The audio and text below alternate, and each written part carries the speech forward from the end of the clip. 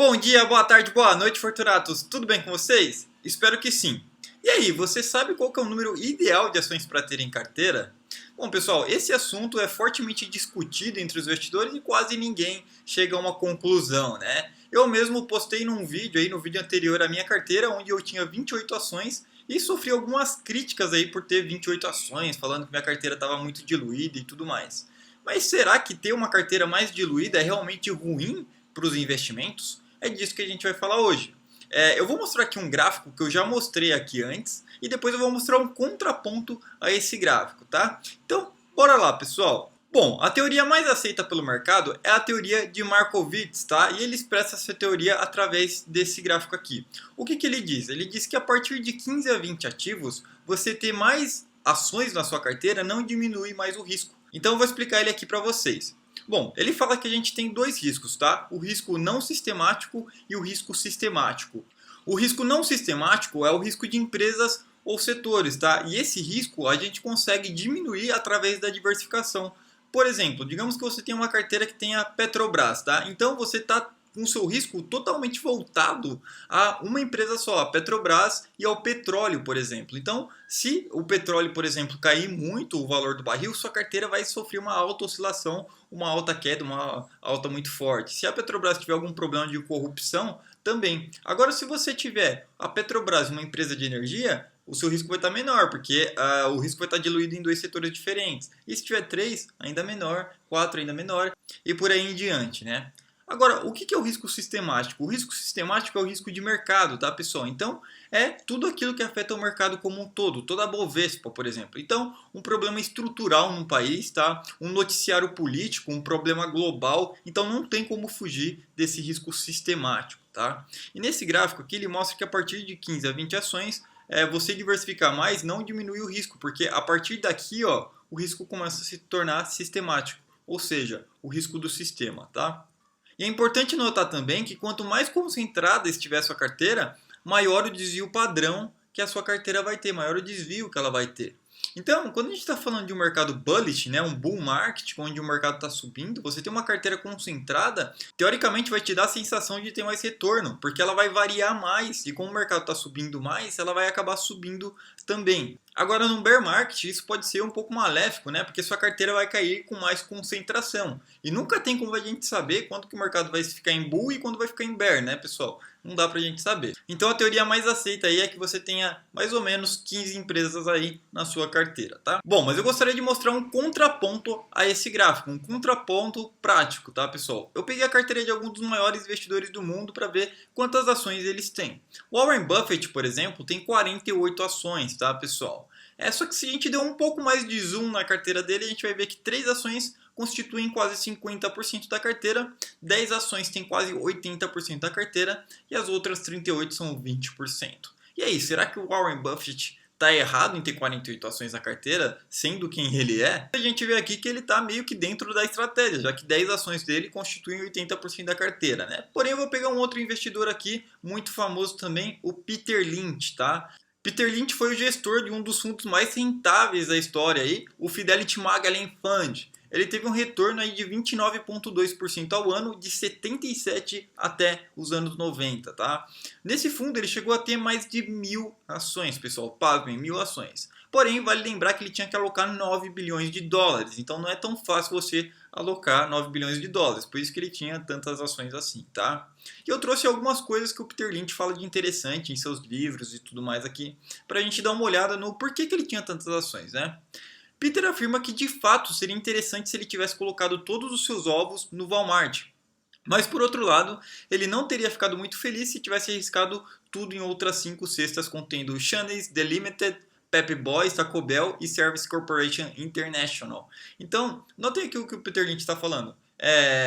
Você está me falando que se eu concentrasse mais minha carteira e colocasse, por exemplo, tudo no Walmart, eu ia me dar melhor. Mas eu te mostro outros 5 cenários aqui onde eu ia me dar muito mal e ia perder toda a minha grana. Então, uma das defesas que ele usa é essa, tá? A outra coisa que ele fala é o seguinte: não se fixe em uma quantidade de ações, mas investigue o quão boa elas são numa análise caso a caso. Então, basicamente ele fala assim, não importa quantas ações você tenha, desde que sejam ótimas ações, tá? Bom, você tem dois investimentos ótimos. Por que que você vai deixar de investir no segundo? Você vai investir em só um? Investe nos dois. Os dois são bons, tá, pessoal? E é isso que a gente tem que fazer, acumular bons investimentos a bons preços. Não fica muito na neura de ter 10, 20 ou 30, tá, pessoal? Desde que sejam duas empresas boas, a gente nunca sabe exatamente qual que vai valorizar mais, qual que vai valorizar menos, né? Às vezes a gente é surpreendido. A gente pega uma empresa que valoriza 1000% e a outra que a gente achava que era tão boa quanto não valoriza nem 100. Então, essas coisas acontecem. E é justamente o que ele fala no próximo trecho aqui. Ele afirma que há alguns benefícios na estratégia de possuir o máximo de ações, desde que o investidor as conheça e consiga acompanhá-las. Dentre os efeitos benéficos que ele cita em seu livro, o que se sobressai é: possuir mais ações significa maiores chances de conseguir uma 10-bagger, isto é, uma ação que multiplica por 10. Então, o que ele está falando? Que se você tiver várias ações, a sua chance de conseguir uma ação que valoriza 1000% é maior. Então, digamos que você tem uma ação na sua carteira que represente 5% da sua carteira. Se ela valorizar 1000%, só esses 5% aqui vão virar 50% da carteira. Então, quando você tem uma carteira maior, sua chance de conseguir uma 10-bagger é maior também. Beleza?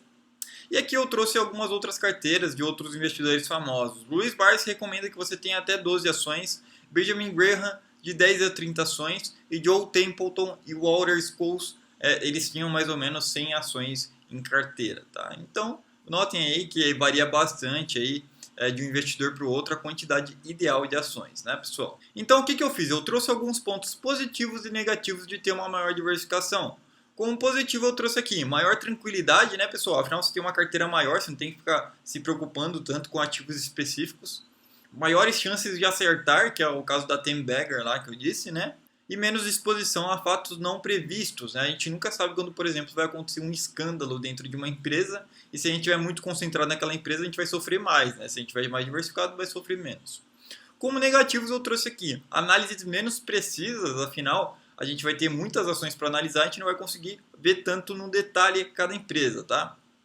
E altas menos expressivas devido à menor concentração. Por quê? Porque quando você tem uma carteira maior, para sua carteira se valorizar, você precisa que todos os ativos subam, né? Se você tem uma carteira menor, por exemplo, de 2 ativos, você só precisa que 2 subam. Porém, eu coloquei até uma interrogação aqui, porque como a gente viu, os maiores investidores do mundo aí têm 10, 20, 30, alguns têm até 1000 ações, né? E uma outra coisa que eu gostaria de mostrar aqui para vocês é que a minha carteira parecia que estava fortemente diluída. Porém, quando a gente divide a minha carteira por setor, vocês vão ver que ela não está tão diluída assim.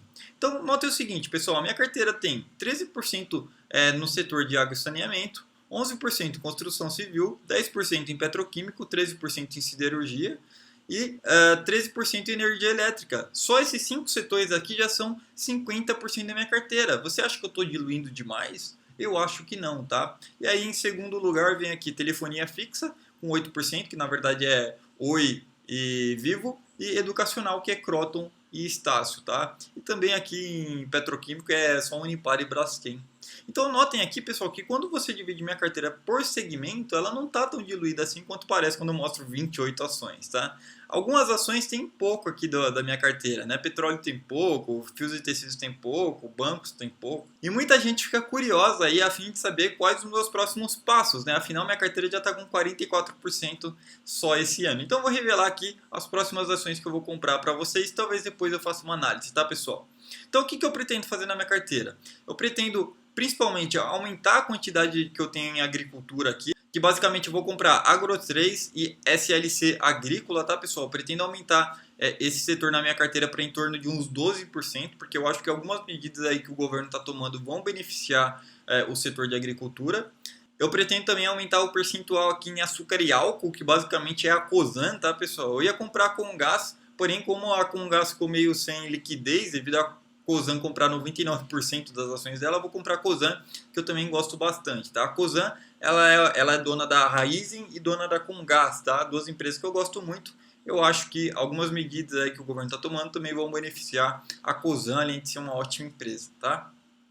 E também pretendo aumentar aqui um pouco o percentual em bancos, tá? Eu não acho que os bancos vão tão bem quanto eles iam antes, tá? Mas eu pretendo aí deixar pelo menos uns 5% da carteira em bancos. Hoje o único banco que eu tenho é Santander, não sei se eu vou aumentar aí a minha posição no Santander ou em algum outro banco.